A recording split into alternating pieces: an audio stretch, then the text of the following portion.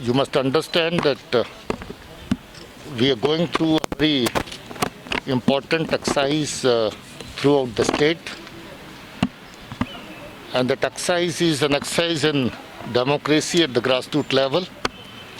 Enthusiasm of the people with which they are coming out and participating in the elections is commendable. And very elaborate security arrangements have been made along the polling routes, polling stations and the polling places. But despite best of your arrangements that you make, you cannot put 100% curfew or civil curfew where people are not allowed to move. People have to go. It's a big exercise, as I said. Movement has to be ensured. So among a very large-scale movement of the people, you have a hidden movement of an odd anti-national element coming to city or coming to some other place. Yesterday only you have had an incident in Punch where Lashkar-e-Toba group of terrorists was sent from Pakistan and they tried to come over to Shopian. They could not because of the heavy snowfall.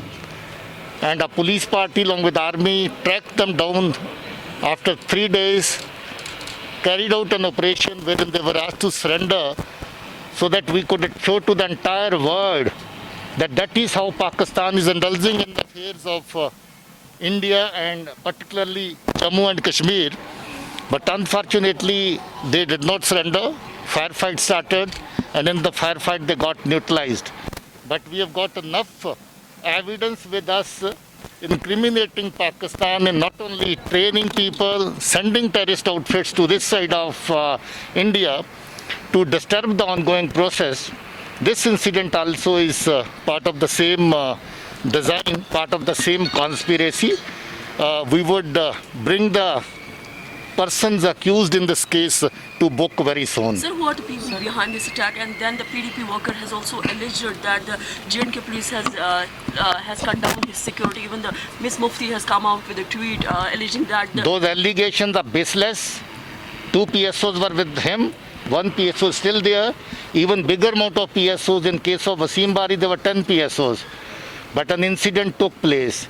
So an incident, there is a possibility of, despite the PSOs being there, there is a possibility that fellow was advised to leave that area because that's a thickly, densely populated area. There's a written record with the police station. He was asked to shift to some safer location. That is not a better location, good location to stay for a protected person. He did not heed to the advice. He was in fact decategorized when he did not go by the security precautions. He regularly violates security precautions. So he was decategorized, security was withdrawn. But again on the reassessment, security was provided to him. He was an X2 category entitled to 1 PSO. He was given 2 PSOs. So all those allegations are baseless. So who are the people behind this attack?